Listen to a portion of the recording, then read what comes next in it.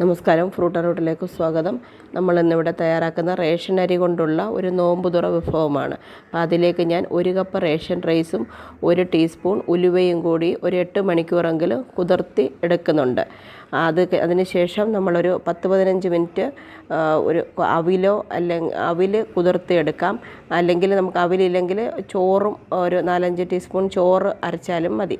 എന്നിട്ട് അതെല്ലാം കൂടി നന്നായിട്ട് നമ്മൾ ദോശയ്ക്ക് അരയ്ക്കുന്നത് പോലെ അരച്ച് വെക്കുക. എന്നിട്ട് ഒരു വൈകിട്ട് അരച്ച് വെച്ച് രാവിലെ നമുക്ക് തയ്യാറാക്കാം. അല്ലെങ്കിൽ രാവിലെ അരച്ച് വെച്ചിട്ട് വൈകിട്ട് തയ്യാറാക്കാം.